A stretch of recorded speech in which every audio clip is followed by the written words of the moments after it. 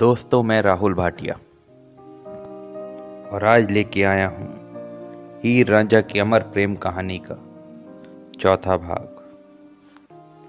अब तक आपने सुना कि हीर और रांझा के बारे में हीर के घर में पता लग चुका है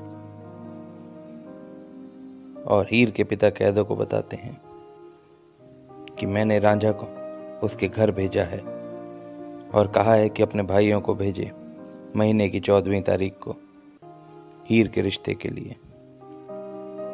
मगर कैदो को ये बात पसंद नहीं आती और वो कहता है कि मैं कभी एक नहीं होने दूंगा हीर और रांझा को। अब उसके आगे रांझा अपने घर तख्त हजारे में पहुंच चुका है। घर आके अपनी भाभियों को भाइयों को हीर के बारे में बताता है और ये भी बताता है कि उसके पिता ने महीने की 14वीं तारीख को उसके भाइयों को हीर के लिए रिश्ता मांगने के लिए बुलाया है।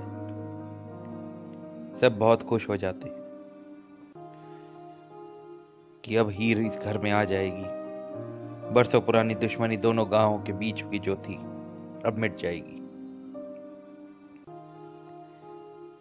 भाइयों भाभियों ने बहुत ही खुशी खुशी तैयारियां शुरू की और महीने की 14वीं तारीख को रांझे के 4 भाई हीर का हाथ मांगने रांझे के लिए जंग के लिए निकले। जंग जाने के लिए तख्त हजारे से चिनाब नदी को पार करना पड़ता था। नाव के सहारे उन्होंने पार किया और जैसे ही जंग पर कदम रखा, गांव के कुछ लोगों ने उनके ऊपर हमला कर दिया, लाठी डंडों की बरसात कर दी। एक भाई पोटली को संभालते हुए नीचे गिर पड़ा, दूसरे के सर पर लाठियां पड़ी। कैदो दूर से चिल्लाता आया, बचाओ बचाओ, इनको बचाओ, ये लुटेरे इनको मार देंगे। कैदो की आवाज सुनकर वो लुटेरे भाग गए। कैदो भाइयों के पास पहुंचा। भाई अपने आप को संभालते हुए उठे, मिट्टी में सने कपड़े झाड़ते हुए, अपनी चोटें संभालते हुए कैदो ने उनके पास आकर कहा, किस्मत अच्छी है कि जिंदा बच गए प्यारे।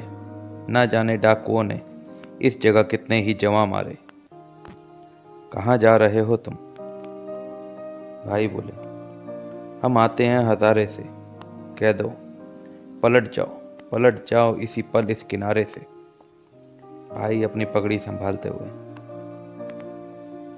मगर संदेश भेज के रांझे से चोचक ने बुलाया था, मैं उनकी हीर की मंगनी का जोड़ा लेकर आया था। कैदो जोर से हंसता है।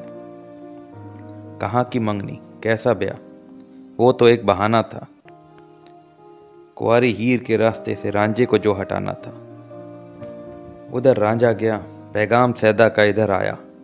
बहुत पछताएगा अब वो हजारे से अगर आया। भाई उदास मंगनी का जोड़ा लेकर वापस लौट जाते हैं। कैदो मुस्कुराता हुआ उनको जाते देखता है और हीर के घर की ओर चल देता है। हीर का घर का नजारा कुछ यूं है। हीर गुमसुम बैठी है। हीर के पिता कुर्सी पर उदास बैठे हैं। गांव के जो लोग मंगनी के लिए आए थे वो एक एक कर वापस चले गए। हीर की माँ उदास आंगन में बैठी है। कैदो आता है, अंदर से खुश होता हुआ, लेकिन बाहर से ऐसे दिखाता है। हीर की माँ के पास आकर, यहाँ अकेली बैठी हो? भाई को बुलाओ तो। पूनम का चांद कहाँ छिप गया, बतलाओ तो। कहाँ है मंगनी का जोड़ा, किधर गए मेहमान? मुराद पूरी हो गई, निकल गए अरमान। हीर की माँ दुखी होते हुए, दुखे कलेजे पे नश्तर लगाने आया है। हमारी राख हमी पे उड़ाने आया है। हमें लगी है जो ठोकर, तू मुस्कुराता है। ये वक्त वो है कि दुश्मन भी रहम खाता है। कह दो, न तुमको फिक्र न माई को गम घराने का। ख्याल आया कभी मेरा भी घर बसाने का, कहीं दिया मेरा पैगाम तुमने छेड़ी बात, जरा भी की कहीं कोशिश सजे मेरी बारात। सदा कहीं से जो शहनाइयों की आती है, मेरे कलेजे पे नागिन सी लौट जाती है। सब अपनी सोचते हैं, सबको ध्यान है अपना, यही है रंग तो पूरा ना होगा एक सपना। वहां से मंगनी ना आई है ना आएगी, जवानी हीर की इस घर में ही बीत जाएगी। कहता हुआ घर के बाहर चला जाता है। हीर की सहेलियां जो दरवाजे की ओर से कैदों को जाता देखती हैं और कहती हैं, इसकी ना कोई बेटी ना कोई बेटा, ना कोई पीछे ना कोई आगे, बस एक भतीजी है, उसी का दुश्मन बना है। यही हाल रहा तो हम बिगाड़ देंगे इसका हुलिया, सिखलाएंगे इसको सबक हम सब मिलकर। सारी सहेलियां तैयार हो जाती हैं। अगले दिन कैदो खेतों में बैठा है। हीर की सहेलियां पीछे से आकर उस पर झाड़ू लाठियों से बरस पड़ती हैं, उसको मारने शुरू कर देती हैं। उसका चेहरा ढक कर मारती जाती हैं और भाग जाती हैं हंसती हुई। कैदो उनको जाता गुस्से में देखता है, जमीन पर मिट्टी में लेटा हुआ। उठकर गुस्से में हीर के घर की ओर चल पड़ता है। कैदो घर पहुंचता है। हीर के पिता चौधरी हुक्का गुड़गुड़ा रहे हैं। कैदो की ओर देखते हैं और चौंकते हैं। कैदो चिल्लाता है, देख लो कितना पीटा मुझे, गिर पड़ा तो सबने घसीटा मुझे। चाहती थी कि आंखें मेरी फोड़ दें, हाथ भी दूसरी टांग भी मेरी तोड़ दे। दुखता है अब तक मेरा जोड़ जोड़, कुछ तो कहती थी लंगड़े को जिंदा ना छोड़। चौधरी कहते हैं, पिट के लड़कियों से आया है तू, शर्म कर, साथ में लेके पंचों को भी आया है तू, जा डूब मर। मैं समझता था तू कितना बदजात है, तूने छेड़ा था, सच बोल क्या बात है। कैदो कहते, रब की सौगंध मेरी खता, हाय हाय उन चुड़ैलों को मैंने कहा। हीर ने सबको रो रो कर भड़का दिया, मुझको रुसवा दिया, मुझको पिटवा दिया। मेरी बेटी वो कमबख्त होती अगर, घोट देता गला मैं इसी बात। चौधरी कहते, जा गला घोट दे उसका, चाचा है तू, खून के उस बिचारी के प्यासा है तू। सुनकर कैदो चिल्लाता हुआ पंचों के पास आता है। सुनते हो, कुछ कहते क्यों नहीं, क्या हुआ, तुम सब जबान खोलते क्यों नहीं। बेटियां तुम भी रखते हो, पछताओगे, नाक कट जाएगी, सब ही मिट जाओगे। पंच, चौधरी पंच इतने नादान नहीं, ये ना समझो हमको इस सब का अनुमान नहीं। हीर ने सारी कुड़ियों को बहका दिया, एक मछली ने तालाब गंदा किया।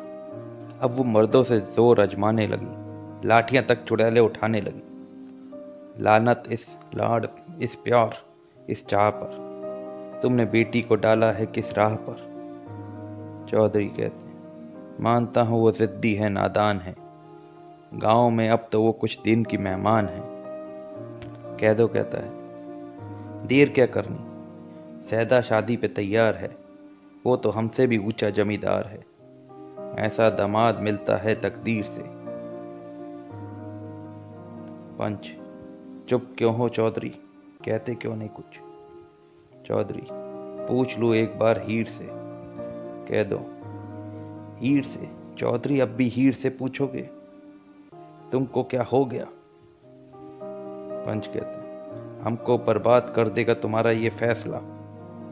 हीर की जिद अगर आज पूरी हो गई, कौन मानेगा फिर बात माँ बाप की। लड़कियां सबकी सब शेर हो जाएंगी,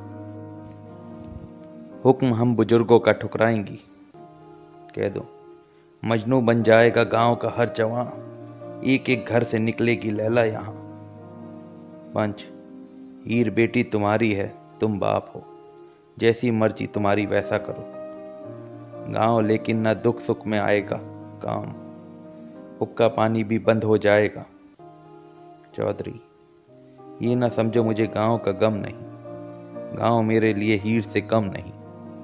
कौन जाने इसी में उसका हो भला, मुझको मंजूर है गांव का फैसला। कह दो चौधरी की ओर देखता है, अपनी पगड़ी बांधता हुआ घर से निकल जाता है। हीर चुपचाप कमरे में बैठी आंसू बहा रही है। सैदा के घर हीर से शादी का पैगाम पहुंचा दिया जाता है और 10 दिन के अंदर बारात लाने को कहा जाता है। और उधर रांझे के घर, रांझे के सब भाइयों ने उसको एक कमरे में कैद कर दिया है ताकि वो दोबारा जंग न जा पाए। कमरे में बंद रांझा खिड़की से चिल्ला रहा है, मैं जाऊंगा, मैं जाऊंगा, मुझे जाने दो, मुझे जाने दो। खिड़की से बाहर देखता है, एक भाई हल उठाए खेतों की ओर जाने की तैयारी करता है। भाभी लस्सी का गिलास लेकर भाई को दे रही है तो एक भाई माँ के पास बैठा बातें कर रहा है। रांझे की कोई नहीं सुन रहा, सब अपने अपने काम में लगे हैं। भाभियाँ रसोई के काम में, भाई खेत जाने के काम। रांझा बंद कमरे से चिल्ला रहा है, मैं जाऊंगा, मैं जाऊंगा, मुझे जाने दो। मैं जीने से बाज आया, तुम मुझे जान गंवाने दो, मुझे जाने दो। खिड़की से बाहर देखता है, सब अपने अपने काम में लगे। ये सारे कैसे पसरे हैं, कोई सुनता नहीं, सब गूंगे बहरे हैं। एक भाभी खिड़की के पास आती है, लस्सी का गिलास रांझे की ओर बढ़ाती है। रांझा हाथ मारकर गिलास गिरा देता है। भाभी गुस्से में वहां से चली जाती है।